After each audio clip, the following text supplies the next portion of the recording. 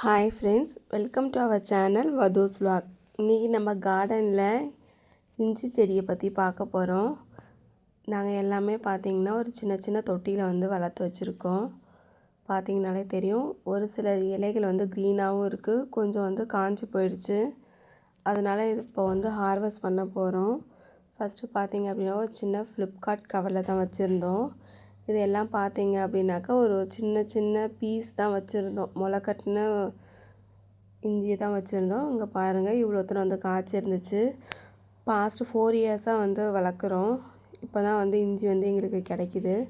4 இயர்ஸாக 3 இயர்ஸாக நிறைய கிடச்சிது. இந்த வருஷம் வந்து கொஞ்சம் போல் தான் கிடச்சிது. இது பார்த்திங்கன்னா இன்னொரு கவரில் வந்து நட்டு வச்சுருந்தோம்.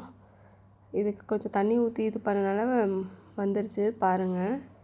நிறையா வந்து இந்த செடியில் வந்து நிறைய இஞ்சி வந்து காய்ச்சிருந்துச்சு.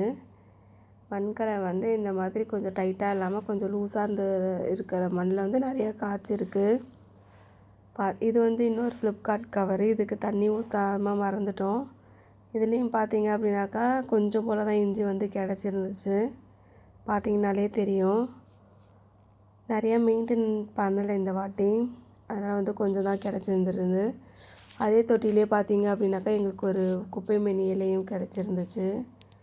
இது செகண்டு பார்த்தீங்க அப்படின்னாக்கா இது வேஸ்ட்டு ஹஸ்பண்டோட ஷூஸ் தான். அதில் கொஞ்சம் மண் நிரப்பி அதுலேயும் கொஞ்சம் போல் இஞ்சி செடி நட்டு வச்சுருந்தோம். அதில் வந்து நிறையாவே காய்ச்சிருந்துச்சு. ஒரே ஒரு செடி தான் வச்சுருந்தோம். அதில் வந்து சைட் பிரான்ச்சஸே நிறையா வந்து காய்ச்சிருந்துச்சு. குட்டி குட்டி பல்பு செடியும் கிடச்சிது. திருப்பி ரீபார்ட் பண்ணி வச்சுருக்கோம் நெக்ஸ்ட் இயருக்கு. இது பார்த்திங்கன்னா வாட்டர் பாட்டிலு, அதை கூட விடலை. அதுலேயும் மண்ணை நிறச்சி செடியை வந்து நட்டாச்சு.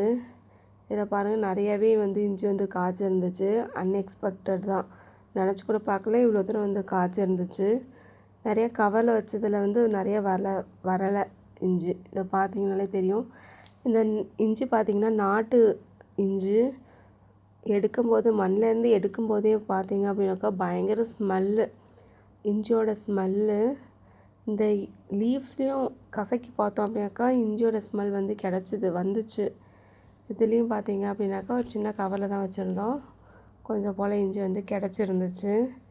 இது பார்த்திங்க அப்படின்னாக்கா ஒரு வால்புட்டியோட கவரில் தான் இஞ்சி செடி வந்து நட்டு வச்சுருந்தோம். பார்க்க செடி வந்து ரொம்ப பெருசாக தான் இருந்துச்சு. நான் கூட நிறையா இருக்கும் போல் அப்படின்னு நினச்சோம். ஆனால் வந்து அவ்வளோவா கிடைக்கல. கொஞ்சம் போல் தான் இதுலேயுமே கிடச்சிருந்துச்சு. பார்த்திங்கனாலே தெரியும். இது பார்த்திங்க அப்படின்னா இஞ்சிக்கு வந்து ரொம்ப கிளைமேட் ரொம்ப முக்கியம். நிறையா வந்து தண்ணி ஊற்றக்கூடாது. நிறையா தண்ணி ஊற்றணும் அப்படின்னாக்கா வேர் வந்து அழுகிடும். இஞ்சியுமே நிறைய வந்து காஞ்சி போய் அழுகி அதிலே இருக்கும்.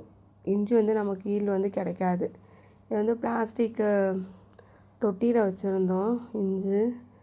பார்த்திங்கன்னா தெரியும், இதுலேயுமே நிறைய சைட் பிரான்ச்சஸ் வந்துருந்துச்சு. ஆனால் இஞ்சி வந்து வரலை எங்களுக்கு. நிறைய சைட் பிரான்ச்சஸ் கிடச்சிது.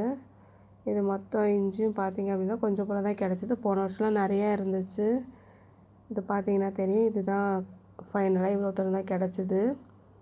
போன வருஷம் வந்து இஞ்சி மிட்டாய் பண்ணியிருந்தோம். நிறைய இஞ்சி வந்துச்சு, செம்ம சூப்பராக வந்துருந்துச்சு. இந்த வாட்டி அவ்வளோவா கிடைக்கல.